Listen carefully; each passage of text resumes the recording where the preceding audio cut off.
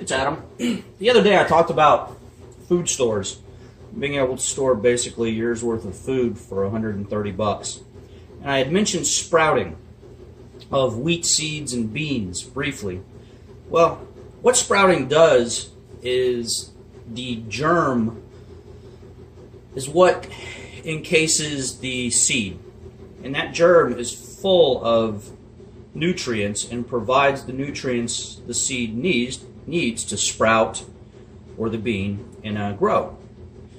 Well, when you sprout a bean or a seed, those nutrients get pulled into that bean or a seed and are converted into other amino acids, vitamins, minerals, things like that, etc., to produce the sprout. The ideal from what I've experimented on and read over time, and I do encourage you to go out and do your own research and read. When I make my videos, I give you some information and I expect you guys to go out there and further research it for yourselves and practice this and do it. But anyways, about 4 days into the sprouting process is really kind of an ideal spot. I've read a few things for the maximum nutrition out of it. I've read a few things that when the sprout is as long as the seed or the bean, it's optimum. After that, you lose some. There's a lot of research out there and data that goes against each other a little bit, but generally 4 days is good. These are pinto beans. They've been sprouted for 4 days, and you can see, hopefully I got them on camera, that they are sprouting pretty well. And they soften up, and they kind of, you probably can't see me on camera, but they kind of have a tart taste to them. Now these are red winter wheat seeds. And the benefit of this on the wheat is, as you can see, there's a lot there, and all this was crammed into this little jar here. I had to cut it out. And when I started out, I only put wheat seeds, up to the bottom edge of this jar. And it filled the whole jar and produced this. So not only are you increasing the nutritional value of the wheat seed, you're also increasing its volume, therefore feeling fuller. A lot of people think when you have wheat, you have to grind it up and turn it into bread, and that's the only option you have. No, you can sprout them. This is wheat seed that I soak overnight, and it softens it up, and it produces what you call wheat berries. I put salt on it. It tastes like popcorn. A lot of people will take the wheat berries and put them in a pan and fry them up. They're awesome. They really are. You can nibble on these all day, but after a few days, they start to ferment. So you really only want to make enough for a day or two.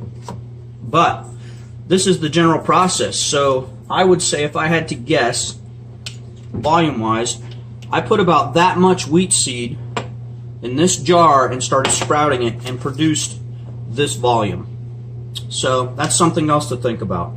Like I said, there's all kinds of figures out there on how much it increases nutritional values, but the main thing is it frees up the vitamins, minerals, and things like that in the seed to make it bioavailable for humans to digest easier. So that's another positive.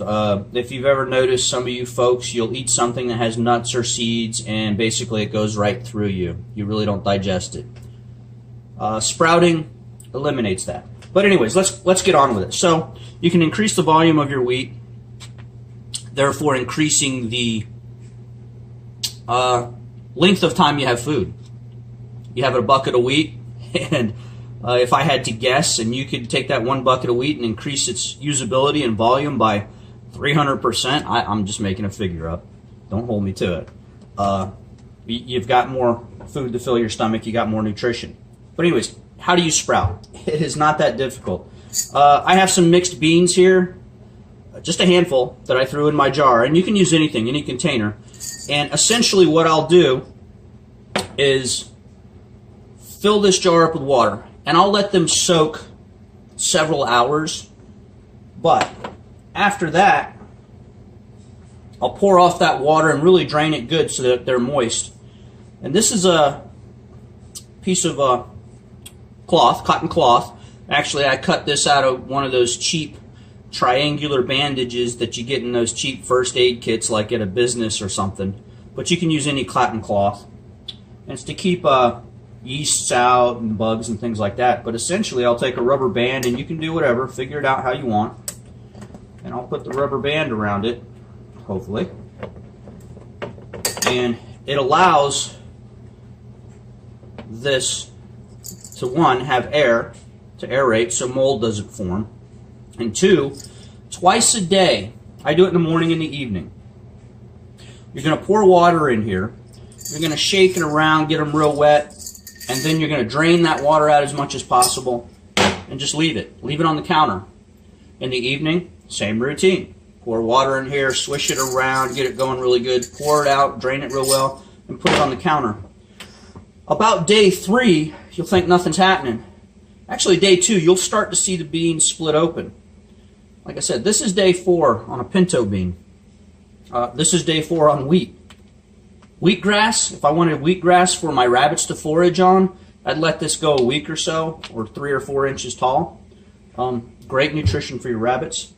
But same thing on the wheat seed. I put it in a jar, I fill it up, I let it sit a few hours in the water. I put the cotton on there, aerate it really good because the wheat seeds will stick together. Drain it out, sit it back on the counter, and then twice a day, once in the morning, once in the evening. It doesn't have to be in the dark. It doesn't have to be in direct sunlight. It can be anywhere you want it to be. But yes. So, another way to use your food stores involving beans and seeds, you can fry this up. Fry up the wheatgrass, put it in your rice, make like an oriental dish so you don't get burned out in just rice and beans. Take these, put them in greens that you forage for your salad, or I've put these in rice and made like an oriental dish along with some other greens. So there's all kinds of options. So sprouting, do your research, read about sprouting beans, read about sprouting seeds, because it's a huge advantage as far as increasing the nutritional value of your food stores. Okay, I know there's a lot more information to hand out, and I've had people comment, which is fantastic, giving more information about your food stores. Please keep doing that. And I'll try and pass on more information as I can. I can only pass on little tidbits. I have a lot. So this is not the end-all, be-all. This is just one more little speck in your vast amount of knowledge that you can file away in your head and use in the future. All right, you guys take care and have a blessed week. And we'll pass on more information for you. And please share my videos with other people. It's about passing along this information to help everybody else out there that you can. The more people that you teach to be self-sufficient, the better off we all are in the long run. Okay, guys, take care, and we'll talk to you later. Bye.